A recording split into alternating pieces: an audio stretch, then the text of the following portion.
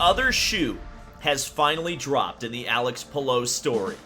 Yes, it's going to court. As you guys know, if you've been around for the last couple of videos, we have been on top of this story from day one. But if you haven't been around and this is your first foray into the Alex Palou drama, or maybe your first foray on this channel, be sure to hit that subscribe button so you don't miss a minute of this coverage, because it's about to get much more crazy from here, and it doesn't get more dramatic than things going to court. And on Monday, Chip Ganassi Racing filed a lawsuit against Alex Palou and his management company in Marion County's Supreme Court here in Indianapolis, Indiana. And I have to say, not unexpected, especially after my trip to Iowa. Talking to folks around the paddock, it seemed a lot of people not only expected, but kind of knew that it was going to go to court. And you gotta think that this is as messy a situation as we have ever seen in IndyCar racing. And as we have noticed with many, many things in this Alex Palou drama, things are disappearing.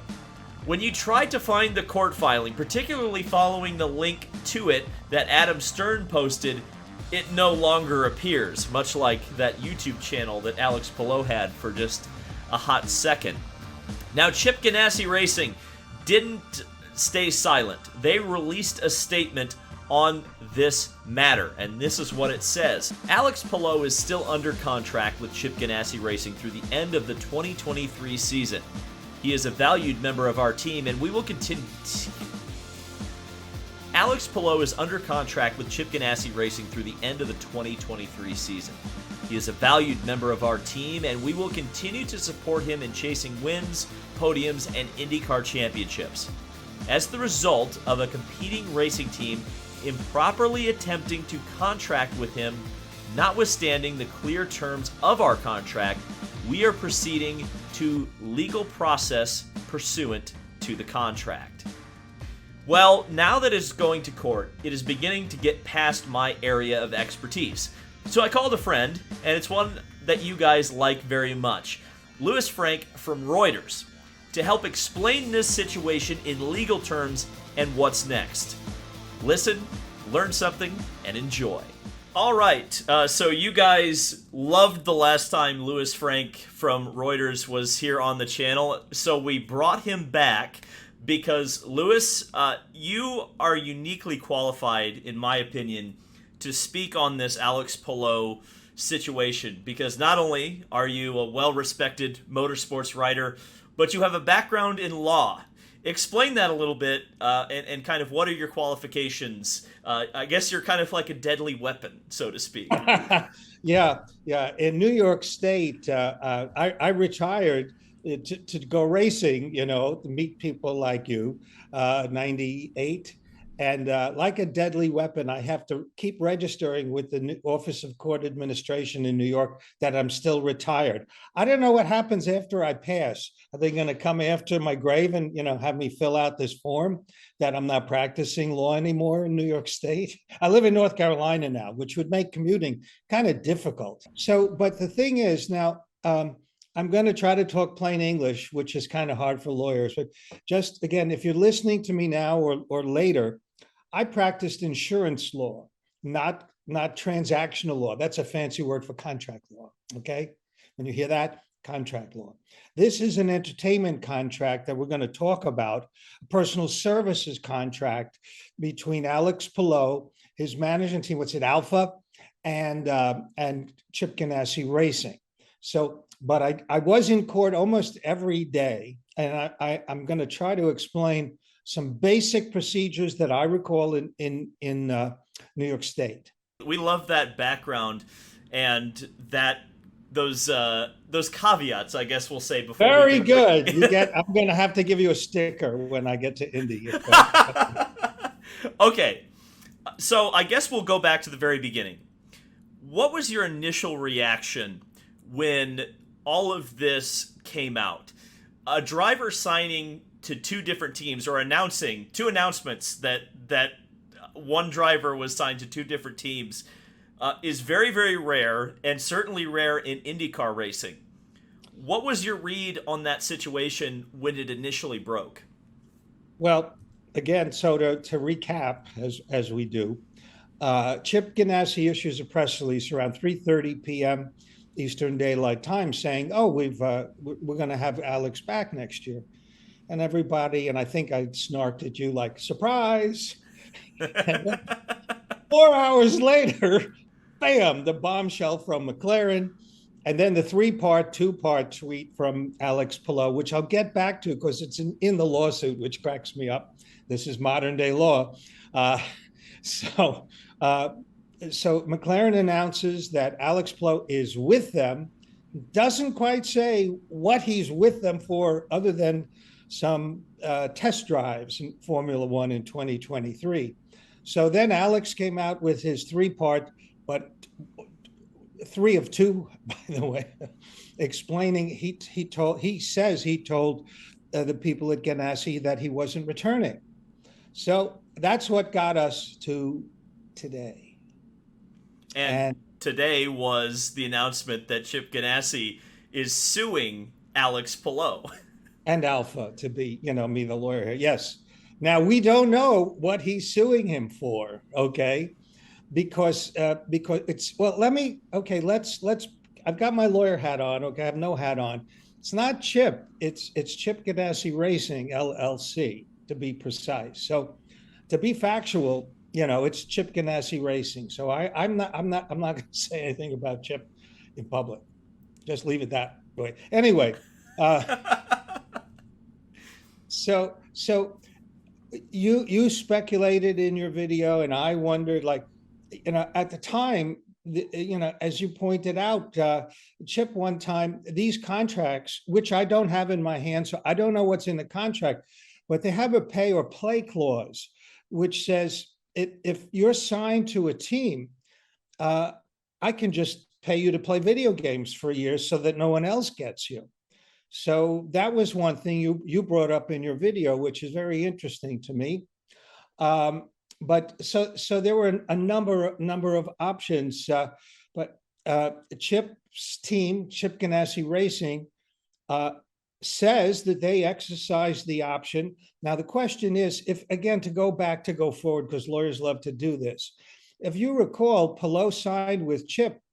He had no cred at that time. He had driven for Dale Coyne, and so whoever writes the contract has the power.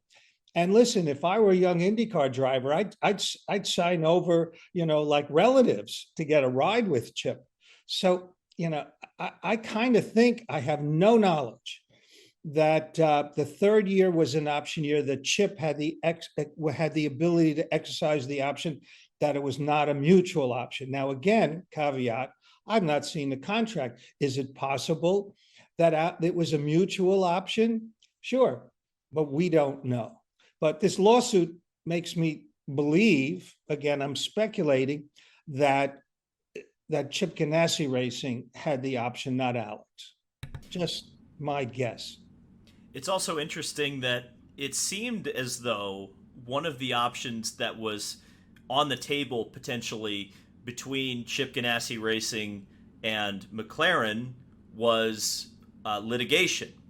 Now, explain litigation and maybe why that has not happened between Chip Ganassi Racing and McLaren. Well, there could be. Right, there's more. I was a tort lawyer. Well, number one, the simple answer is McLaren and Chip don't have a contract.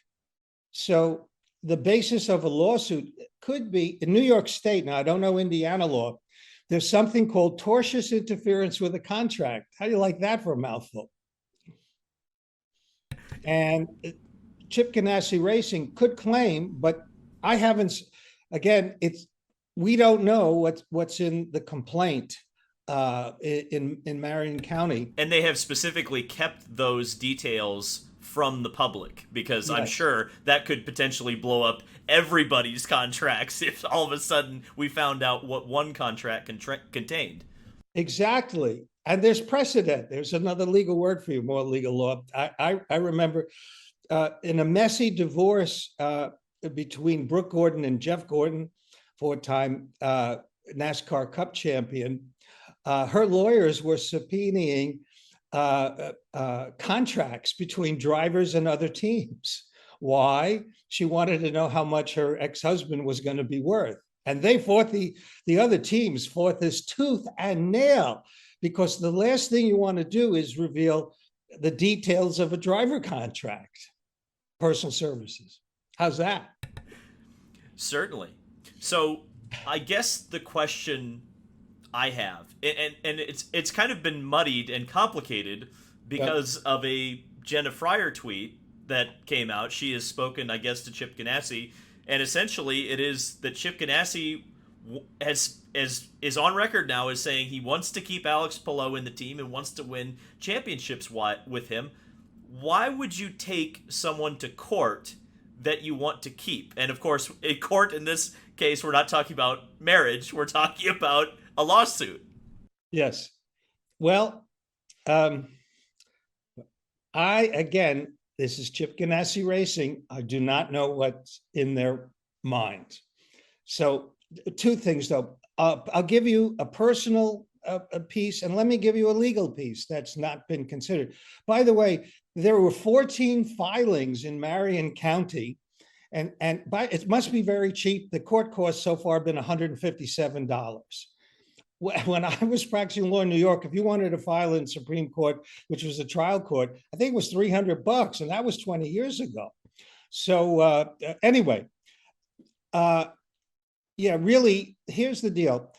If what purported by the AP reporter that was put on social media when she spoke to the team owner, I don't know why you would sue a driver you want to keep, because that's going to reflect upon. Now, Palou is never, Palou, I can't see him ever not driving 10/10s. There's no way.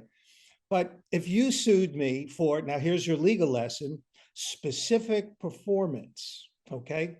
In other words, if you have a contract that's unique, okay, that can only be done a certain way, you sue for specific performance, okay? It's kind of an equitable relief, okay?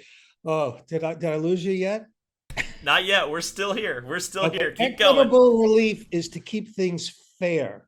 Legal relief is for moolah, okay? So specific performance, I hear it's a contractual thing too, but in my mind, it's equitable relief. You want to do something that's unique. If I got the Kentucky Derby winning horse, it's not just a contract for money. I want that horse, So in essence, Chip Ganassi Racing wants Alex Palou in the car. I'm leaning towards that with great strength. I think that's there can be many causes of action. There could be a damages clause in this complaint, which we will never see. Well, we have seen some very curious things kind of come up during this Alex Palou, I guess we'll call it drama. One of those things, I don't know if I assume you saw some of this. Of course you did. The YouTube channel, the spoofed YouTube channel that they had, which Yes. Allegedly, we can't 100% confirm this, but appeared to have been purchased and had an inorganic audience. If that would that be something that would be taken under consideration in court? I think it certainly would be, because it potentially could swing either the Chip Ganassi contract or future contract negotiations, and certainly ones that he would have with other teams. Yeah, well, now that if Alex or Alpha, again, his management, own it as opposed to this fictitious person, it is an asset. But from what I've seen, did he own it? Or, I mean, you did the research and I just read a little. If he owns it, it's worth something. But again, that's really it's even more way out than everything we've discussed up till now. So I don't know. I don't know, but yes, you have a right to your image, your likeness. Definitely, I studied that in law school. So it is an asset and whoever owns it, it's a valuable asset. That's all I can tell you on that account. So I guess the final thing we'll get to is, what do you see as a resolution to this situation? Because it's one of the most messy, it's certainly the most messy contract thing I've seen in IndyCar, and I think the only thing that even comes close to it, I guess there's two things. It would be the 2002 and 1981 Indy 500s, but to actually get to court, this is almost unprecedented in terms of contract negotiations in IndyCar. I got the distinct sense at Iowa that Alex Palou will not be driving for that team next year. Do you see any situation in which not only does Alex benefit from this, either he gets what he wants and goes to McLaren, or stays with Chip Ganassi Racing? I'm beginning to think he might not be driving anywhere for anyone next year. Yeah, as someone who's been around a few decades, everybody in my mind loses here because number one, well, again, no, well, I can argue both sides of any argument, but I mean, in general, though, why do you want to hire someone who's going to, let's say, break a contract? I'm talking hypothetically here in the future. Okay, why do you want to drive for someone who wants to suit you? Well, the obvious answer is if that person can win, but you can't really hold a virtual gun to anybody's head.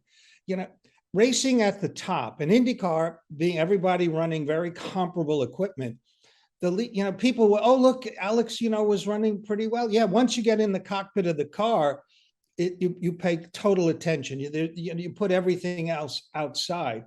But you have team meetings. We saw where they wouldn't send him data at home. He had to look at the data at the track. And personally, I think everybody loses by this lawsuit. The resolution, well, talking about one team owner from Pittsburgh, okay, as opposed to the one from Indy, or whatever his title is, because he's not the owner anymore of that, but manager, whatever. Now I lost my train of thought on that, but in any event, yeah, it's hard for me to see. It's just bad blood. I wish I had an answer, but like, it's unprecedented in IndyCar. I posted a note on Twitter where coincidentally, one team owner in NASCAR had Jimmy Spencer, Mr. Excitement in NASCAR, on a couple of year contract. And Jimmy Spencer said, this owner from Pittsburgh, he owes me a ride for next year. And the team in NASCAR said, well, no, we don't. And there was a lawsuit. What did Dr. No say? Once is coincidence, second time is happenstance, and that was Ian Fleming wrote it. Third time is enemy action. It's kind of interesting that this, but you can't force someone to drive. I think it's distraction. Let's assume, here's another Latin one for you, arguendo, that arguably, if Chip Ganassi Racing wins whatever they're asking for, and we don't know. But and then based upon the tweet that we saw, then Alex is driving the car or, as you pointed out, parked for a year. It's a total waste.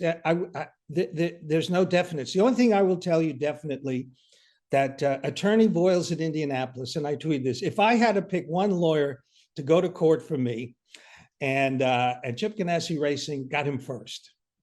So that, and they're playing in their own, they're playing in Mr. Boyles' ballpark in Marion County Courthouse. So there's a home field advantage we're talking about. Well, I guess this is an interesting departure that I guess I hadn't looked into, and I guess I didn't know. Tell us about Mr. Boyles. This is something that I think is potentially, or this is very interesting insight here. Well, there's some stuff I could say, and there's stuff we'll have to have a conversation at some racetrack. But he really is a leading attorney. I'm not. By the way, Chip Ganassi Racing has four attorneys, four, if you look at whatever public documents. But Voiles has represented the Speedway. This guy is I can't add too much, but if there's racing litigation and other litigation, Voiles is there, and you better have him. And I hope none of you listening have gone through a domestic relations or divorce. A lot of times you hire the biggest, baddest attorney in town so that the person you're suing doesn't get them. So how's that for strategy? Oh, well, the situation, the most used word to describe this situation has been messy. And I think that phrase just seems to fit this very well, Lewis. And oh, by the way, coincidentally, Chip Ganassi is from Pittsburgh. Lewis, we can catch you on Reuters as a writer, and we can also see you on Twitter at Lewis Franck. Anywhere else people can find you? I appear occasionally on the PRN Pit Reporters with Brett McMillan to break down. That's, as in doctor terms, anecdotal these days. That's it. Now I'm Mr. Context. I leave breaking news to other people, but I'm available if anybody needs somebody. I am not practicing law anymore. I don't give legal advice. Just saying. But if you need someone to talk a lot, I'm your guy. And we love you for that. Thank you, Lewis. You're quite welcome.